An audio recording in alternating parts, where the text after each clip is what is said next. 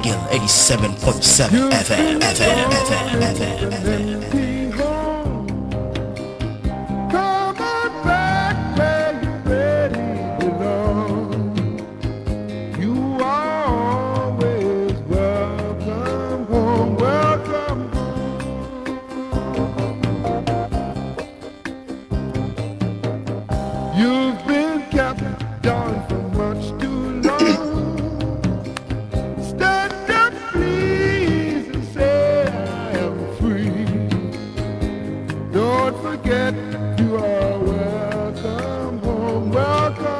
Okay, so finally we have the ambassador on the line. So we can conversation live on Eagle 87.7 MHz in Ghana, People's Ghana, and we are connecting the ambassador from here based in the United States of America. Ambassador, it's good afternoon. I'm sure it's also good afternoon in America. Good afternoon to you too, my son. My apologies again for the thanks for having you, and we are privileged to host you this afternoon. Thank you for having me. Keep up the good work. Thank you very much. Today we are looking at the African Continental Free Trade Area. But before that, we want to know you. Who is Ambassador Arikana?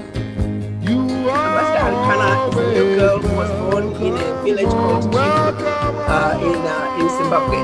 I came to this country to go to college. And of course, like us women do, you meet a boy and you lose your head.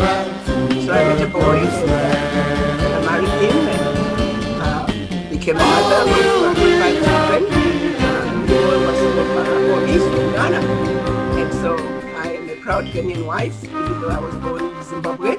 I have 5 Ghanaian children, and I'm a medical doctor by profession.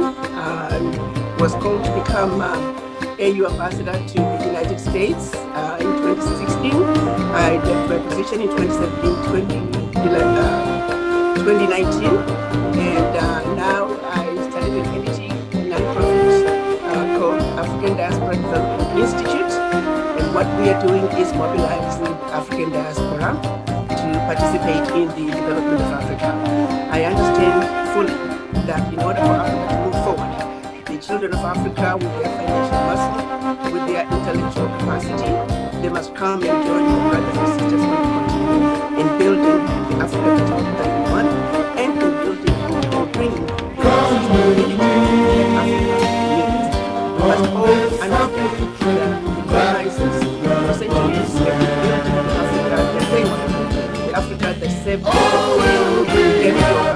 Chinese children of Africa, build an Africa that we want, an Africa that serves our purposes, an Africa that truly builds generational wealth for you, our young people, and generations to come. We, as your elders, we have a responsibility to pave the way. So when we leave this world, we will be able to say to you children, these were the issues in our continent. This is how we attempted to overcome them. While the mission is not complete, this is where you young people need to pick up and continue. But also reassure you that you will always have our shoulders to stand on. We must make our shoulders available to you. But while we are here, we must also make sure that we let you know in whatever you choose to do, we will always have your back. We will always have your back. So we're here to support our youth because we know you are our future. And without you, Africa can never take a rightful place on the world stage. Without you, Africa will never go back to her former glory. So with the youth, with the intelligence and the energy from you youth and a little bit of wisdom from us, we know we can build the Africa we want. That is where I am now. This is who Arikana Chihombori is, the little girl from Chivu who just wants to see Africa do better and Africa take a rightful place on the world stage. All right, that is a wonderful introduction. And so that is why I said we are privileged to have you this afternoon on our program. Away from that, let's come to the African Continental Free Trade Agreement. It's one of the flagship projects of the first 10-year implementation plan of Agenda 2063. We're talking about an Africa that we want. Realistically, what is the African that we all want?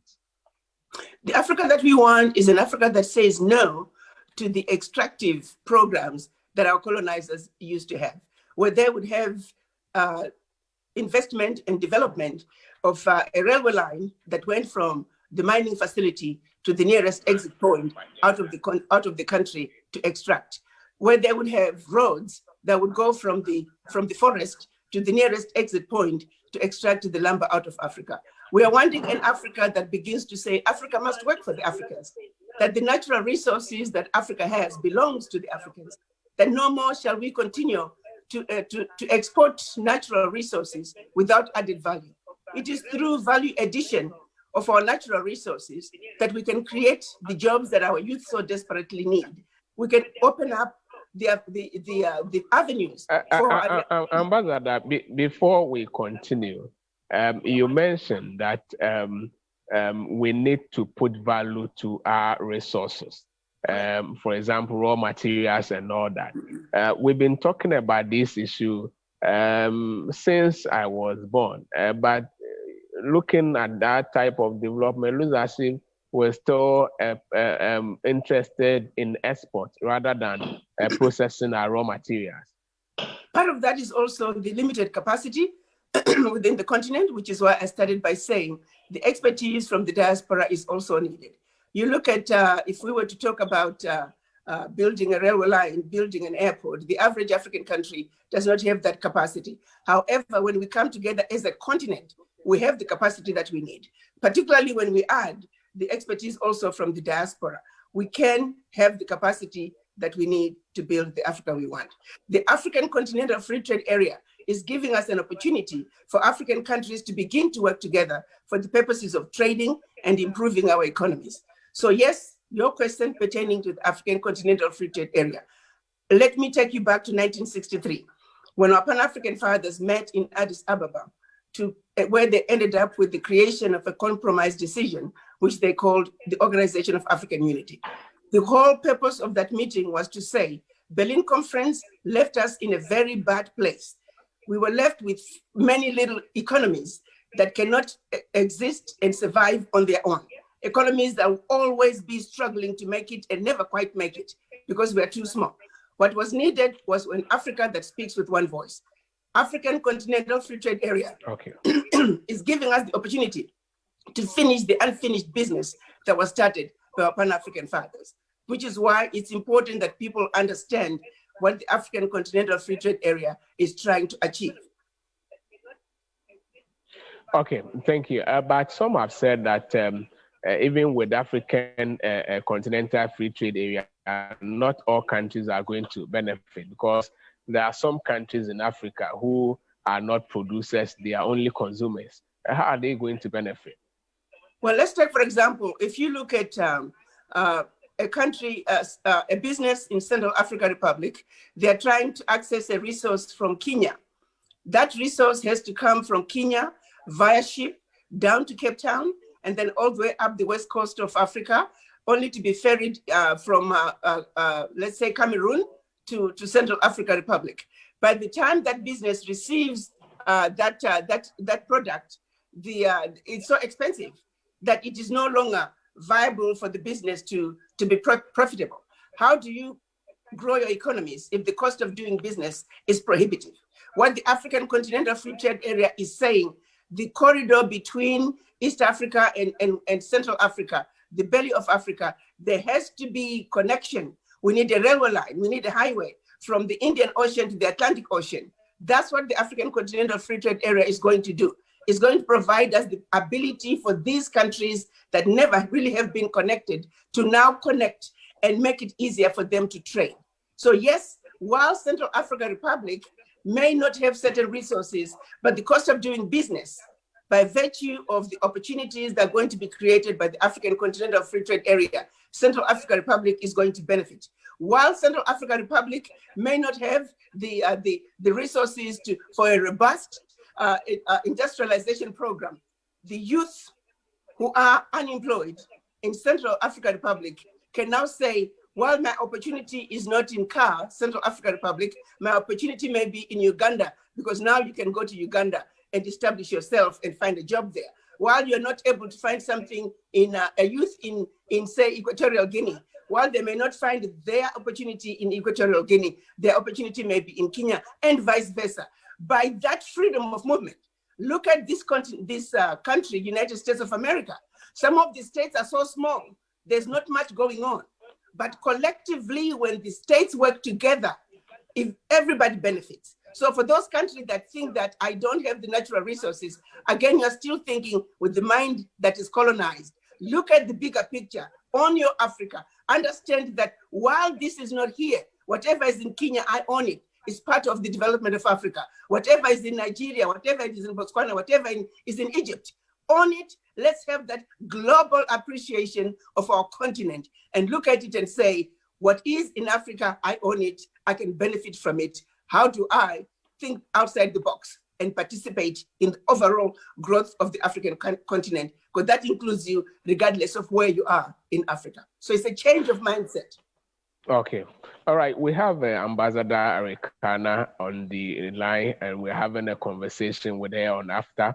And so if you are listening on radio in and around Cape Coast and the central region, we are privileged to have Ambassador Arikana on the line. And those of us listening to us on the internet via www.eaglefmonline.com, we are discussing the prospects and challenges of the African Continental Free Trade Area. Your Excellency, let me come back on to the same question. We're mentioning how states can trade together.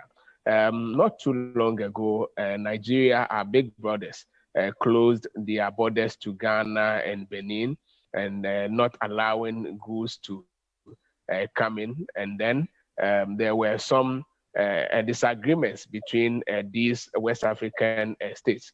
In the era of ACFTA, if it happens like that, are we going to make progress? Because if we are having free trade, what it means is that borders must be open for all of us on the continent. Again, that goes back to when we talk of government, when we talk about problems that we have, challenges that we are facing as Africans, who is going to the negotiating table to make those decisions? It's individuals like you and I. Diplomacy is about using words to solve problems. It's about using words to navigate difficult terrain.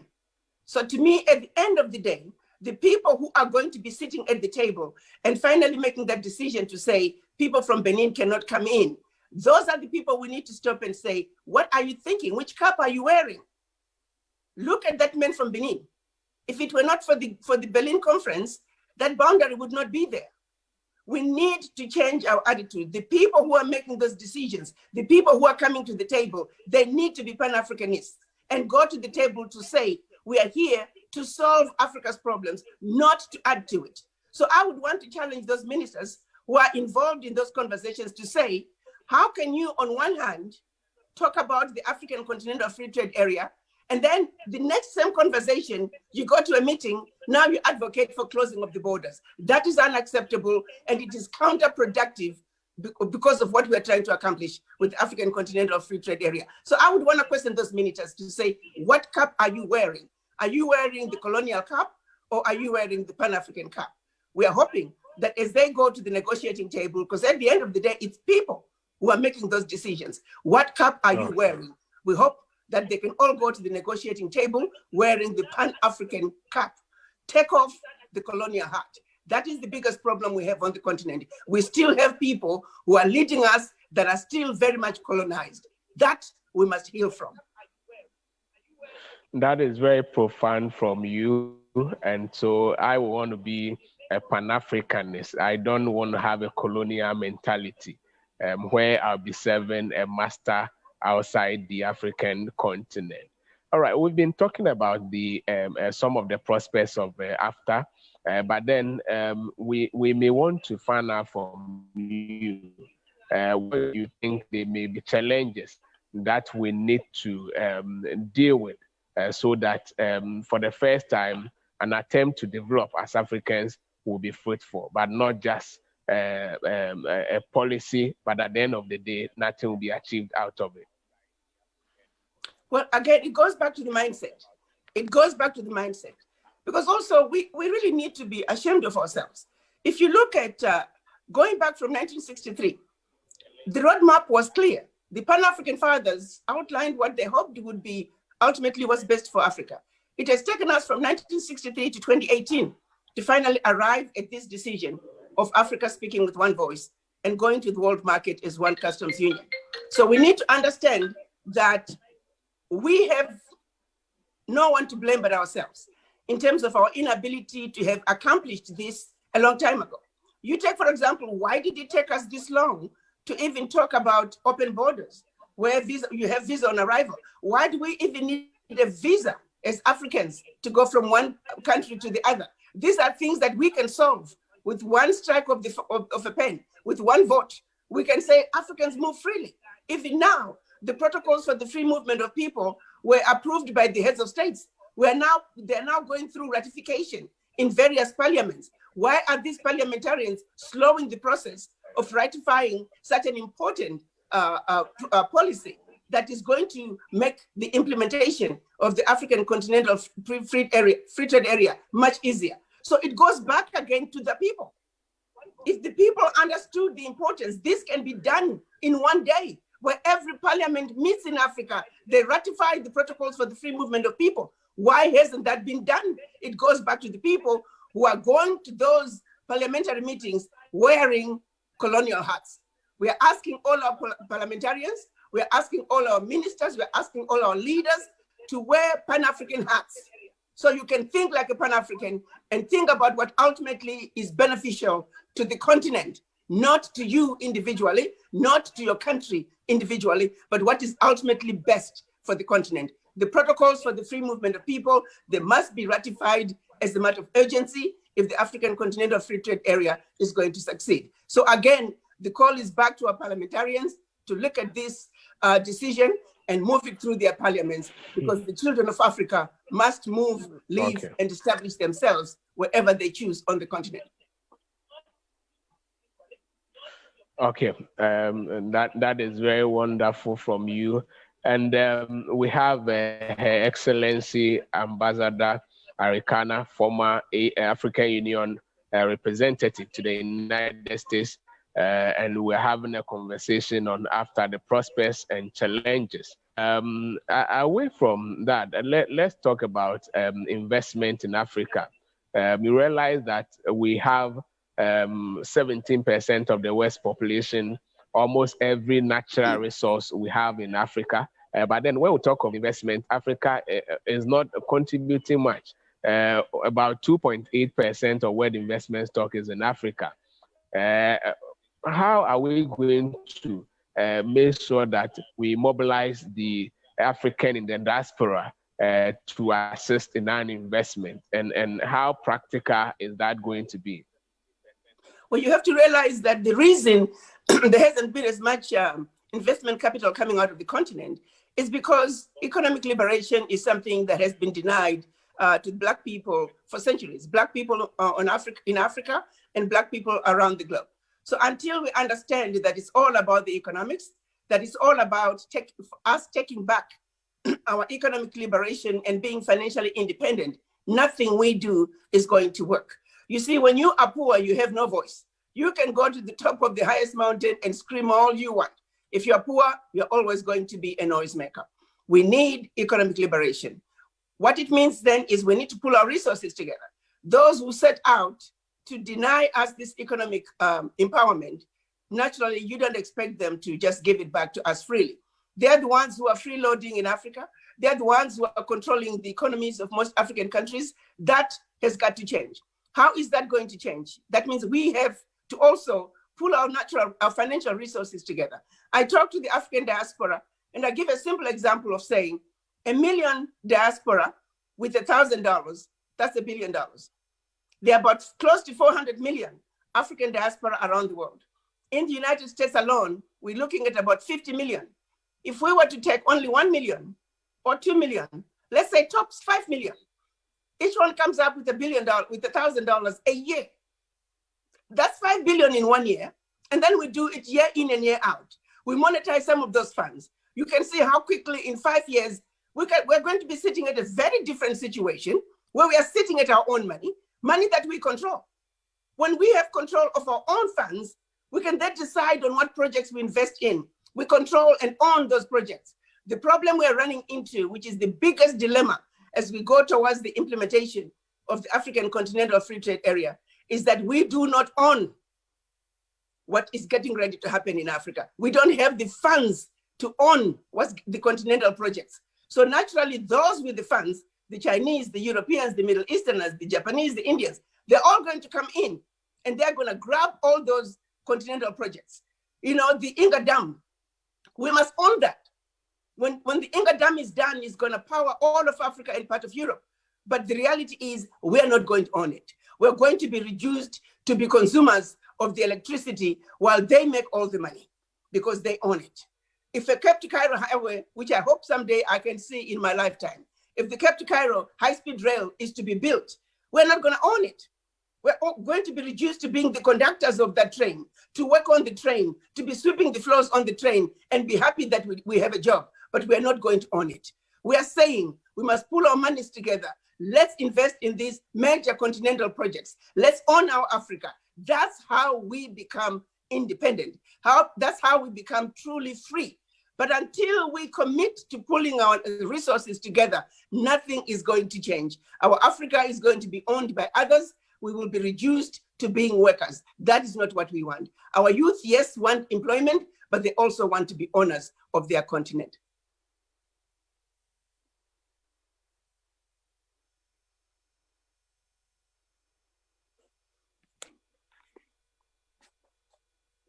I can't hear you. I can't hear you. Can you hear me now? I can hear you now. Yes, what I'm saying is that we've been talking about these issues in time past. For example, we are aware that the world cocoa economy is worth $100 billion US. Ghana, Cote d'Ivoire in West Africa contribute around 60% of the total cocoa production. But then when it comes to the word 100 billion word, Ghana, Cote d'Ivoire, we have less than 10% of it. We are aware that the only way to go is to invest in the processing. We always talk about it, but no action. And so the question someone is asking is that how long are we going to engage in this talk shop rather than engaging in proper investment to make sure that Africa also has value for all that it produces? You see, back again, we're talking with the colonial mentality.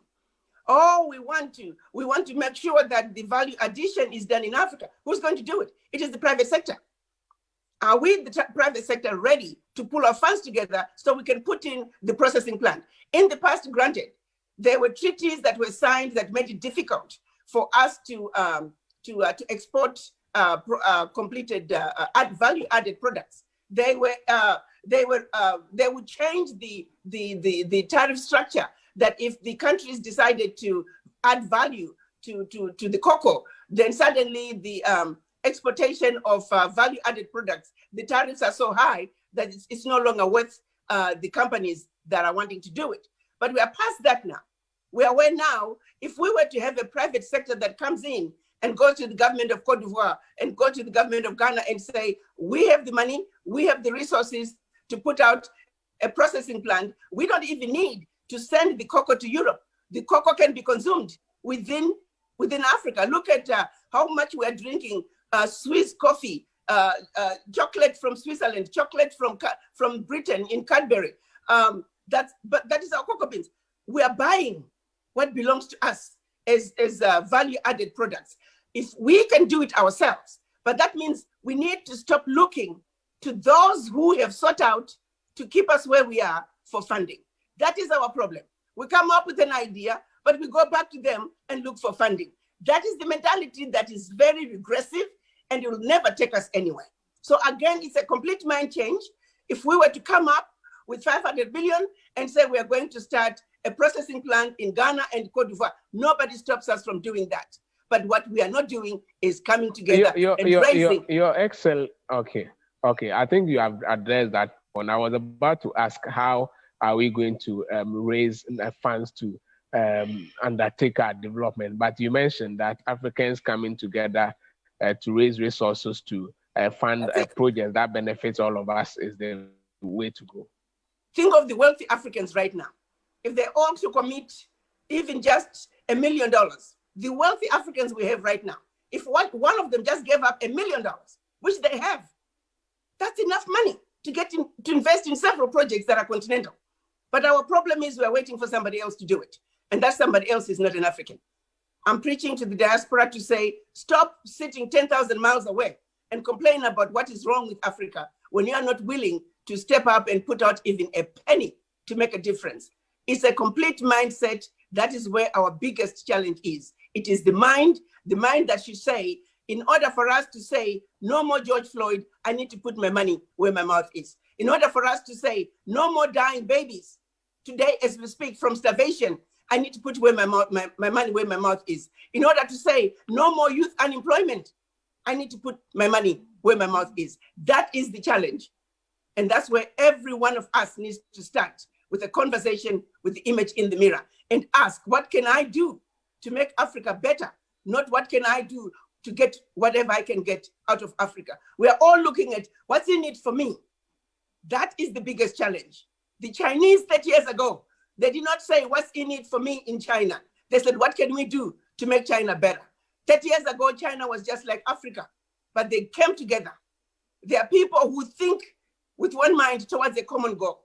We need that mindset where we do things because it is the right thing to do, not because there's something in it for me. Many of us, we can give time, we can give financial resources, but we are too selfish to do that. It's always what's in it for me. That is the biggest disease we suffer from as Black people, and that needs to change. Wonderful. I have on the, I'm having a conversation with Her Excellency Arikana, and she is a former African Union representative to the United States.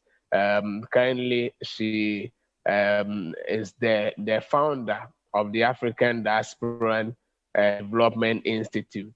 She's a medical doctor by profession, and she is an entrepreneur.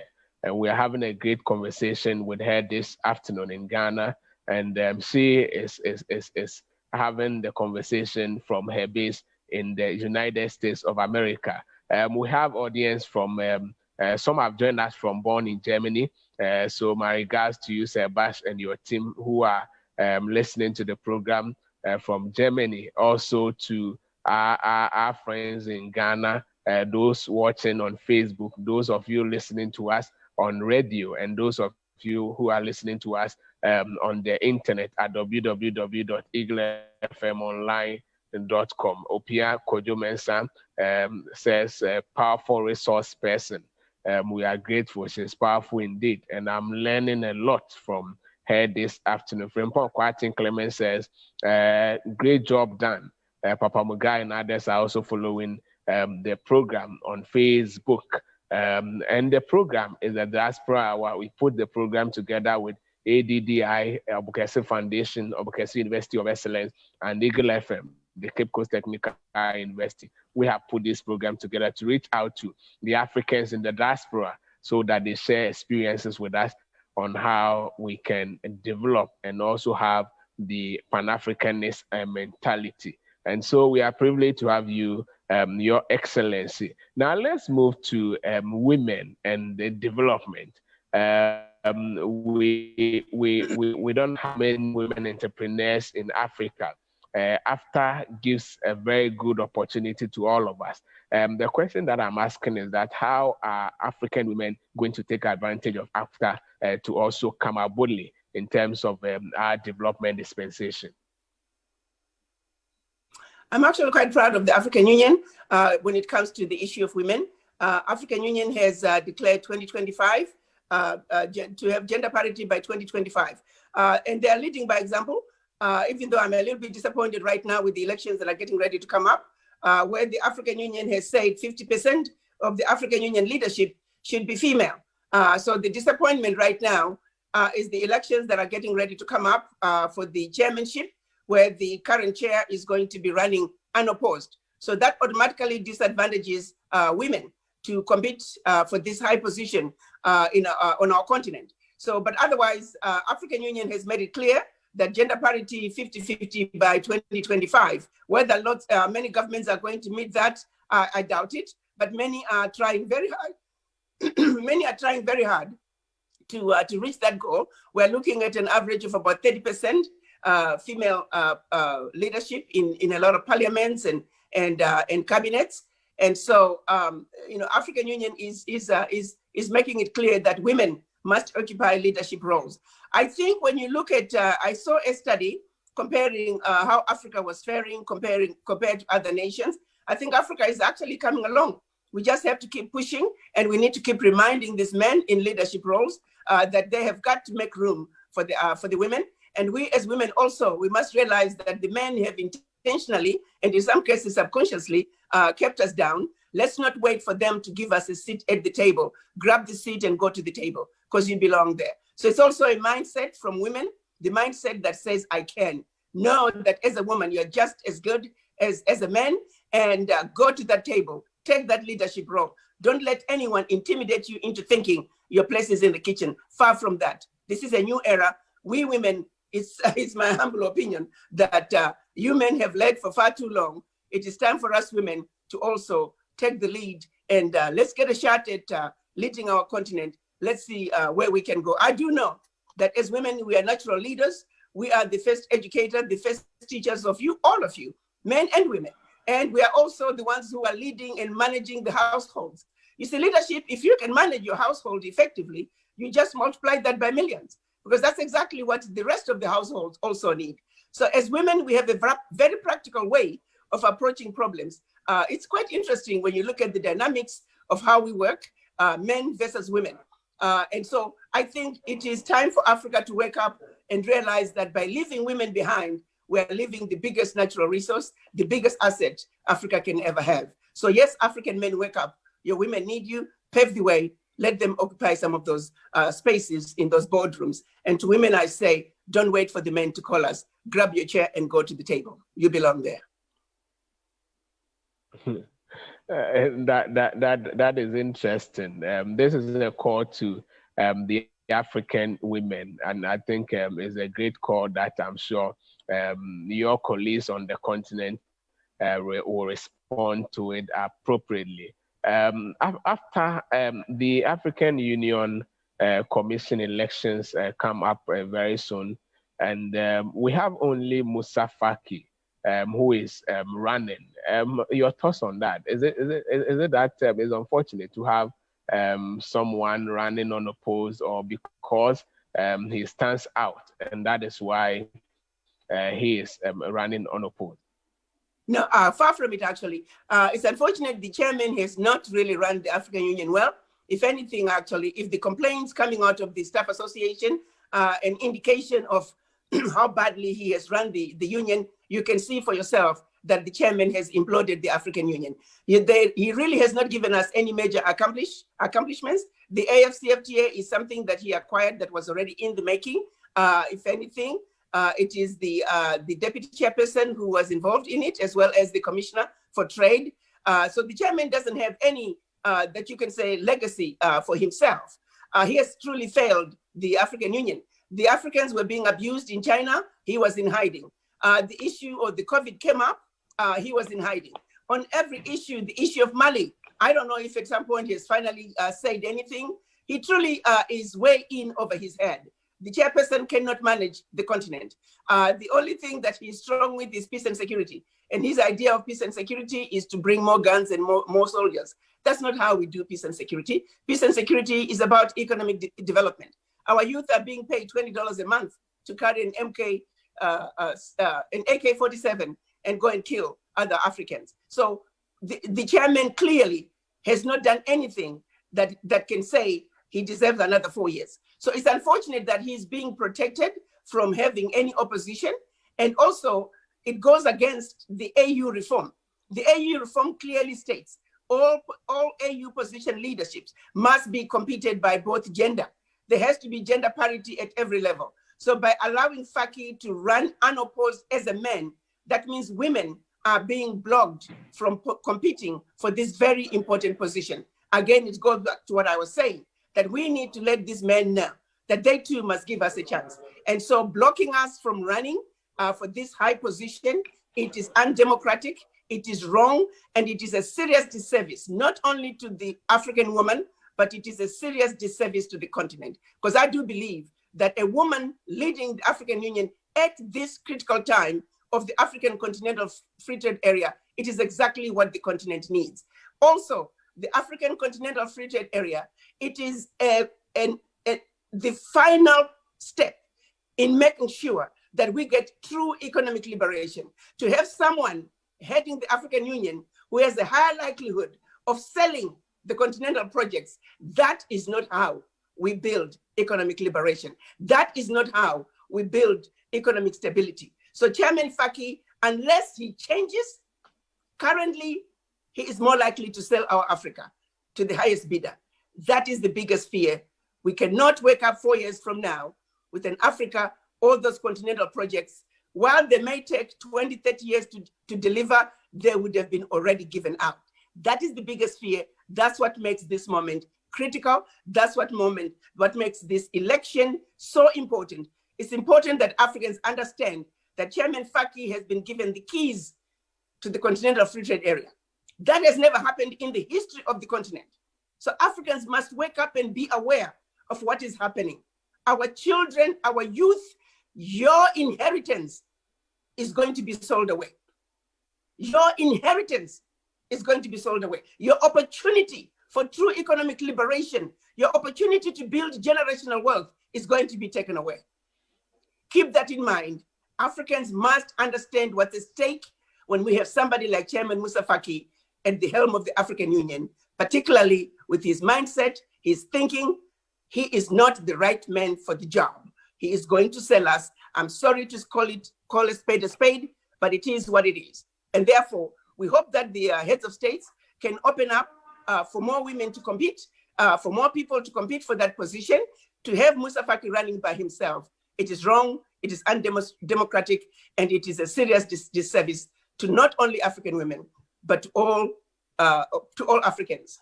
That needs to change. And I hope the heads of states are going to do something about it. All right, that is great insight on Moussa Faki and then the AU election, which is coming up very soon. Live on Eagle 87.7 megahertz, online, on radio, and also on Facebook. And we are privileged to have on the line Ambassador Arikana, who is a Pan-African, is a medical doctor and an entrepreneur. She's a woman of many parts, and we've had great conversation on ACFTA and other related issues.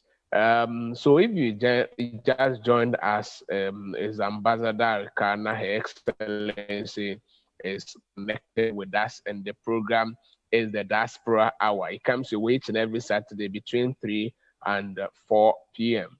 Today we extended the time because we didn't start the program early, but we are coming to take a closing question and then wrap up and leave Ambassador to attend to other issues. But let me tell you that the focus program is not coming on because the two political parties have given a statement that they are mourning the death of the Mfansiman member of parliament, the late Honorable Quao Hayford. May he so in perfect peace. Happy birthday to you, Nana Bakar Trento of Nat and Sons Pharmacy Limited. You have been sponsoring the Focus program. Today is your birthday, and your wife, Mrs. Trento, and your staff from the Nat and Pharmacy Limited are wishing you happy birthday. May you live to have all your heart desires. From us also here at Eagle FM, we say happy birthday to you, Nana Abaka Trento.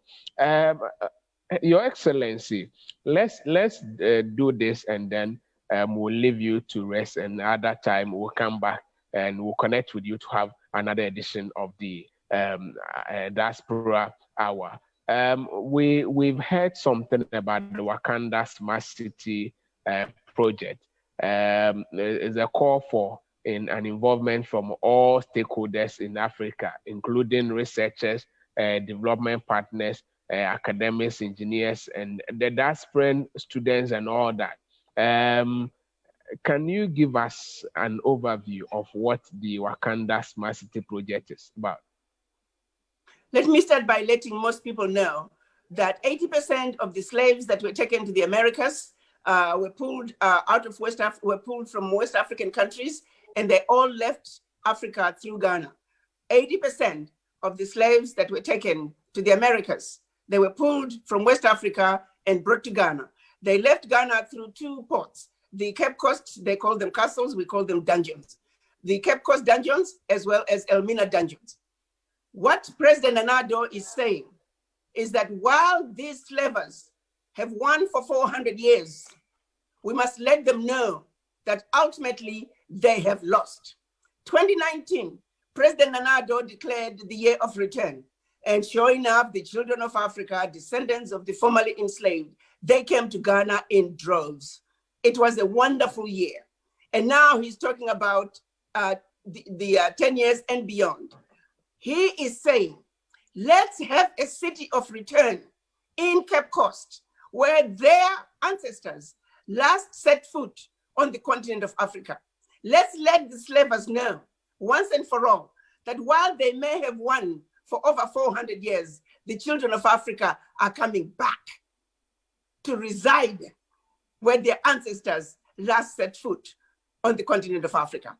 So yes, President Addo wants a Wakanda return city in Cape Coast, which will be a city where the diaspora, the descendants of the formerly enslaved, can come and live and work and own a home and tell and send a resounding message to the slavers that we finally defeated you. You thought you had won. Wrong. We are back to the place where you stole our ancestors. So the return city, the Wakanda return city in Ghana, in Cape Coast, is very symbolic. It is very symbolic, and it is a message to the slavers to say, mission accomplished, we have defeated you. So we're looking at, starting with Abokese University, Center of Excellence, there will be diaspora coming in to participate in building the capacity that Africa needs. And of course, at every level, we are going to be working with professionals within that country, with businesses within that country. It's about collaboration. That is the emphasis for ADDI. Wherever we go in any country in Africa, it's about collaboration, not coming in, like we say in Ghana, the Bintus, not coming to Ghana with a Bintu attitude. That I've been to the United States, I've been to the United Kingdom, therefore I'm better than my brothers and sisters on the continent. Far from that. The Ghanaians will run you out of Ghana in a New York minute. They're not gonna take it. You go to Ghana to collaborate.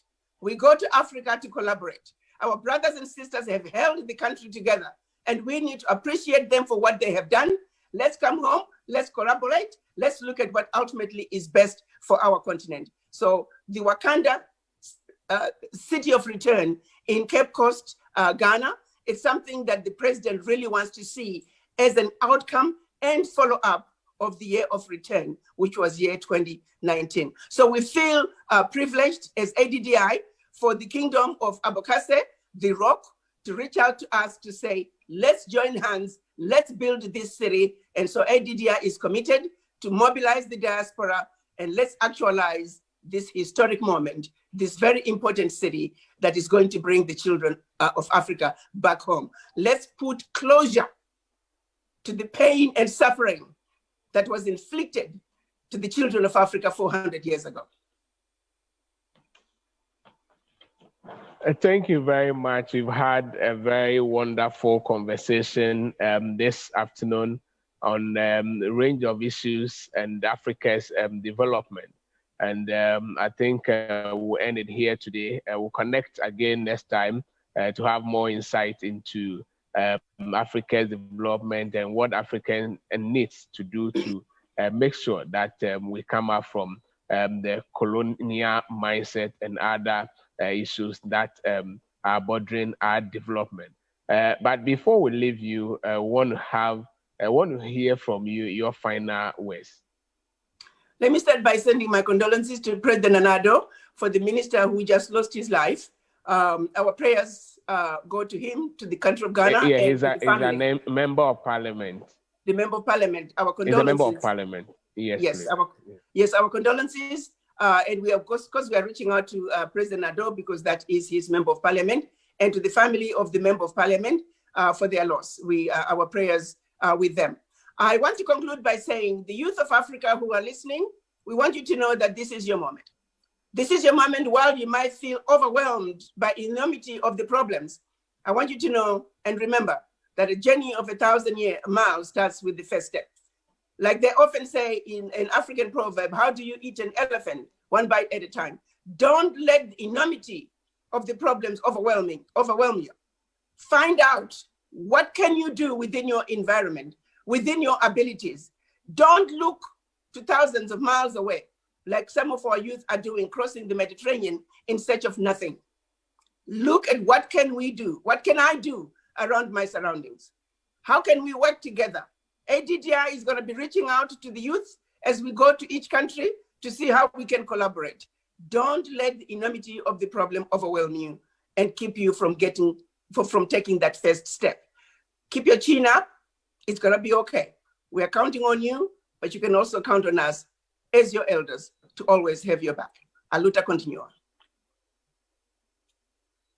Thank you very much, Your Excellency, for your time. We appreciate it here in Ghana and in Cape Coast. My listeners are overwhelmed by your thoughts on the African continent and its development. And we hope to be connecting with you so that we have more discourse on what we need to do as Africans to be able to develop and to also take ourselves from the shackles of colonialism and to be able to get to the promised land. We are grateful to you for your time this evening and say, see you next time. Thank you. Keep up the good work, son. Take care. Thank you. Okay, so that was Ambassador Arikana Chihombori Quao. She is a former representative of African Union to the United States. She is a businesswoman, an entrepreneur, and founder of the African Diaspora and Development Initiative.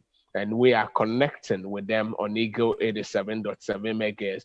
Thank you very much for doing the listening. Those of you who listen to us on radio, those of you listen to us on the internet via www.eaglefmonline.com, and those of you listen to us on Facebook, we appreciate all that you've been doing for us, and we appreciate your support. Good work done, Senior PR. This is Nana Kingsley Dech listening to us from just in the Ashanti region. Thank you all for doing the listening. God willing, next week we shall be here with another edition of the Diaspora Hour. But before that, let me say happy birthday to Nana Bakatrinto, who is the Chief Executive Officer of the Nat and Sons Pharmacy Limited in Abra, Cape Coast. Before I leave you, let me appreciate the technician on duty, Prince Kofi. You've done a wonderful work. I connected with you in Accra from the La Palm Royal Beach Hotel, and Ambassador connected with us from the United States of America. And we have been able to put the program together for you to listen on radio, online, and also on Facebook. So I appreciate you very much, guys. Prince Kofi, I appreciate you, Mike Egan, for the support and all the team. My name has been Richmond Yeboah. You can call me the senior most PR. Thank you very much, Nanobo Kesiampa, for your contribution and your work towards this program. And thank you for everything that you are doing for us. Good evening and have a nice weekend.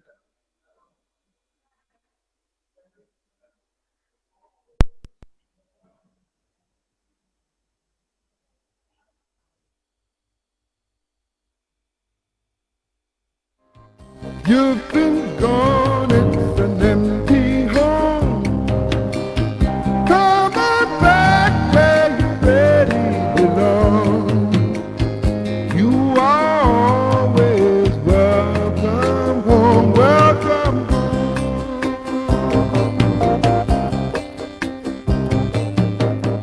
You've been kept down for much too long. Stand up, please, and say I am free. Don't forget you are welcome home, welcome home. Come with me on this happy trip.